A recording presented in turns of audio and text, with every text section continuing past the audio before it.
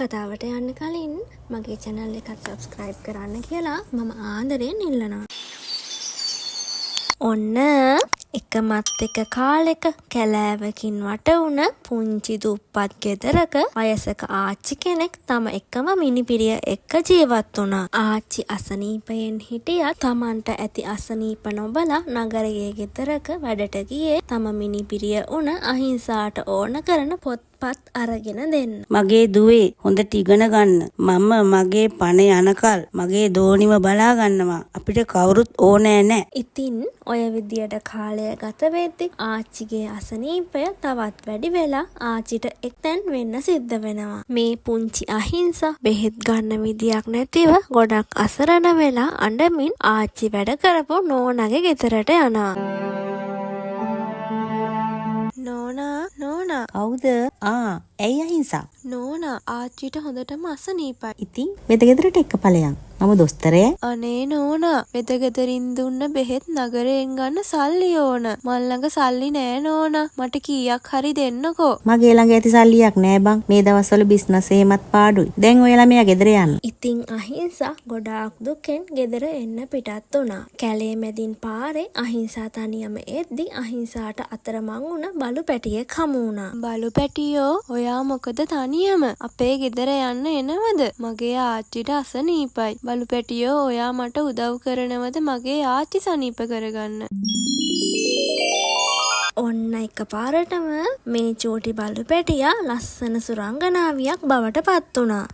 ඔයා කවුද? මම තමයි මේ කැලේ ඇති සුරංගනාවිය. මම බොහෝ කාලයක් ඔබ ගැන විමසිල්ලෙන් සිටියේ. ඔබ බොහෝ කරුණාවන්ත දරුවෙක්. මට පුළුවන් ඔබට උදව් කරන්න. මගේ ආච්චි සනීප කරගන්න උදව් කරන්න ඔබට පුළුවන්ද? ඔව්, මම ඔබට රන්වන් කුරුල්ලෙක් ලබා දෙන්නම්. රන්වන් කුරුල්ලෙක්? ඔව්, එක දවසට එක රන් පිහාටුවක් පමණක් ලබා ගන්න. පැය 24කින් ගලවාගත් පිහාටුව කුරුල්ලාගේ ශරීරයේ ආයමත් හැදෙනවා. කුමරන් පිහාටු එක සැරේ ගැලෙව්වොත් මේ සතා සාමාන්‍ය කුරුල්ලෙක් බවට පත් වේවි. ඒ වගේම පිහාටු සාමාන්‍ය තත්වයට හැරුණම ඔබ කූඹියෙක් තරමට මිටි වේවි. ඊට පස්සේ මේ සතා ඔබවම ආහාරයට ගනිවි. ඒ නිසා දවසට එක පිහාටුවක් පමණක් ලබා ගන්න මතක තබා ගන්න. බොහොම ස්තුතියි සුරංගනාවි. මම ඒ විදියටම කරන්නම්. ඉතින් අහිංසා සතුටින් රන්වන් කුරුල්ලවත් අරගෙන ගෙදර ගියේ කුරුල්ලාව ගෙදරින් තියලා කඩමණ්ඩියට යන්න. මේ අඹ දෙන්න, කෙසල් දෙන්න.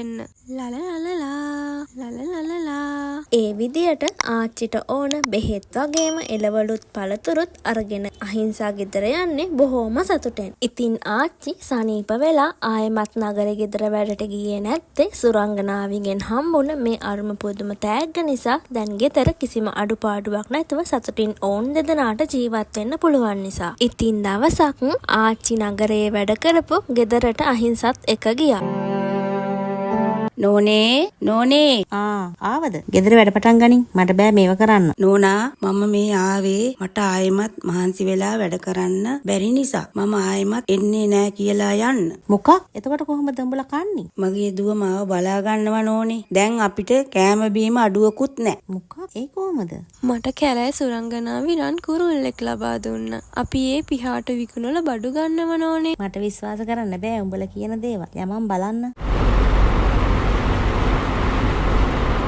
ඉතින් නගරේ නෝනා එයාගේ ලස්සන කාර් එකේ මේ අහිංසත් ආච්චිත් එකගෙන අහිංසලාගේ ගෙදර ගියා. මේ රත්තරන් කුරුල්ල මට දෙන්න. මම රුපියල් 5000ක් දෙන්න. මේ රත්තරන් කුරුල්ලව දැකපු ගමන් නගරේ නෝනා එහෙම කිව්වා. බෑ නෝනේ දෙන්න බෑ. මේ මට ලැබුණු තෑග්ගක්. එහෙනම් එක දවසක දීපන්. මම ගෙදර ගෙනියලා හෙට ගෙනත් දෙන්නම්. හරි නෝනා. එහෙනම් හෙට ගෙනත් දෙන්න. හැබැයි සුරංගනාවි කිව්වා හරි කියන්න ඕන නෑ. මම දන්නවා. ඉතින් මේ නගරේ නෝනා රත්තරන් කුරුල්ලවත් අරගෙන ගෙදර ගියා. දැන් මම තමයි වැඩියෙන්ම පොහොසත්. ඉතින් පිහාටු ඔක්කොම ගැලෙව්වට පස්සේ මේ කුරුල්ලා සාමාන්‍ය කුරුල්ලෙක් බවට පත් වුණා.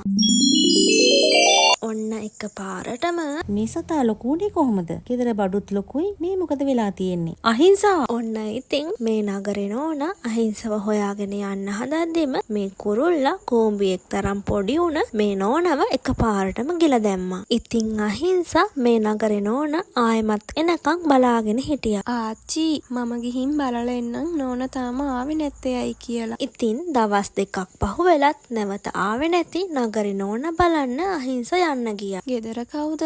නෝනා කවුරුත් නෑ වගේ. අහිංසා දොර ඇරගෙන ගේ ඇතුළට යද්දී එළියට එන්න බැරිව ගේ ඇතුලේ හිර වුණු කුරුල්ලා ඈතට පියාඹලා යන්න ගියා. ඒත් එක්කම කැලෑවේ සුරංගනාවි එතනට ආවා. අධික තණ්හාව නිසා නගරේ නෝනාට කුඩා කුරුල්ලෙක්ගේ බඩ ඇතුලේ මේ දෙන්න සිද්ධ වුණා. දැන් මේ බිම තියෙන ගල උපුරන් පියාටු අයිතිය ඔබට. ඒවා ගන්න. හැමදාම කරුණාවන්තව යහපත්ව ජීවත් වෙන්න. එතකොට හැමෝම ආදරේ කරාවි.